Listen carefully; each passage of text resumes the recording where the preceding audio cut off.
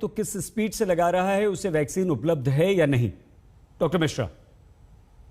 सईद भाई, आपने सारे वक्ताओं और प्रवक्ताओं को सुना। सभी लोग एक ही बात को अलग अलग तरह से कह रहे हैं। जी ये हमें भी पता है और आपको भी पता है कि जितना वैक्सीन चाहिए उतना वैक्सीन अभी हमारे देश में नहीं। ये सभी को मालूम है।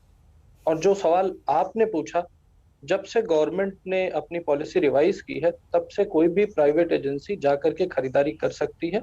ये बात राघव जी ने भी कही, इसमें कोई डाउट नहीं है। समस्या क्या है कि ये जो कयास आपको नजर आ रहा है, इसी का नाम महामारी है। जब भी महामारी होती है तो इसी तरह से क्राइसिस होती है रिसोर्स की, और लोग एक दूसरे पे आक्षेप जड़ते हैं। अब इसके पहले की अगर बात देखें, वैक्सीन से पहले देखिए, अभी ऑक्सीजन की बात हो रही थी और हम सभी लोग इसी तरह से बैठ के इसी तरह की बात कर रहे थे। तो मुझे लगता है कि एक दूसरे मतलब सारे प्रवक्ताओं ने बहुत अच्छी अच्छी बातें की हैं और सभी के सुझाव सही है, लेकिन सब ने अपने अपने पॉलिटिकल एंगल से करेक्ट होते हुए बातें की।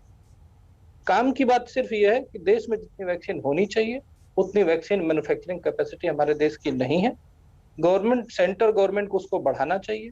मेरा यह मानना है, जिस तरह से सेंट्रल गवर्नमेंट ने स्पुतनिक को अलाउ किया, उसी तरह से देश की समस्त जो अच्छी वैक्सीन है उसके लिए ग्लोबल मार्केट देश में खोल देना चाहिए। और जैसे हम आज अपने मोबाइल से कोई भी शॉपिंग करते हैं, अमेजन या कहीं किसी भी ऐप से जाकर के शॉपिंग कर लेते हैं, उसी तरीके से वो सारे लोग जो वैक्सीन को खरीद सकते हैं, अफोर्ड कर सकते हैं, वो उसको बुक करा लें और बुक करा करके अपने आप लगवा लें या प्राइवेट हॉस्पिटल में जाके लगवा लें।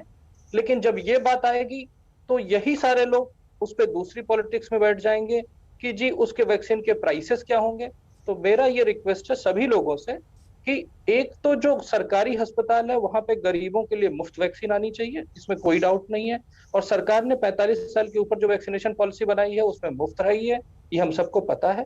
दूसरी चीज मैं कहना चाहूंगा कि जो प्राइवेट बिडर्स हैं उनके लिए वैक्सीन के प्राइसेस पे ज्यादा डिस्कशन ना करते हुए सबसे पहले प्राइमरी ऑब्जेक्टिव ये होना चाहिए हम सभी का मिलके कि वैक्सीन हमारे देश में ज्यादा से ज्यादा आए। और जिस तरीके से सुप्रिया जी ने बताया कि हमारे परसेंटेज 87% कम हुआ है, वो सही है।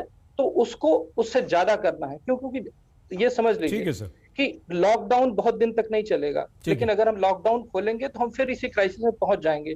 तो लॉकडाउन और वैक्सीनेशन को एक साथ चलना चाहिए और तब तक चलना चाहिए जब तक कि करीब करीब 60% जनता, 60 से 70% जनता वैक्सीनेटेड ना हो जाए।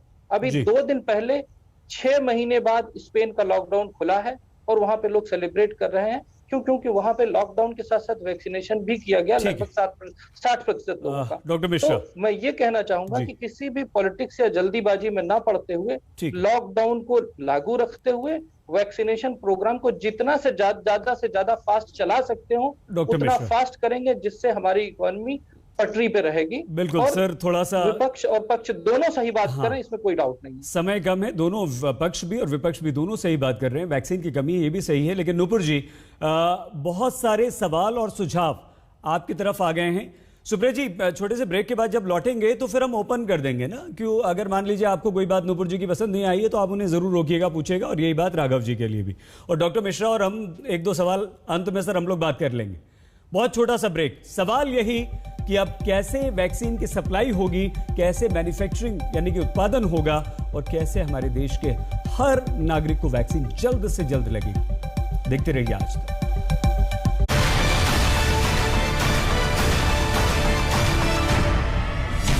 Presented by KEI Wires and Cables.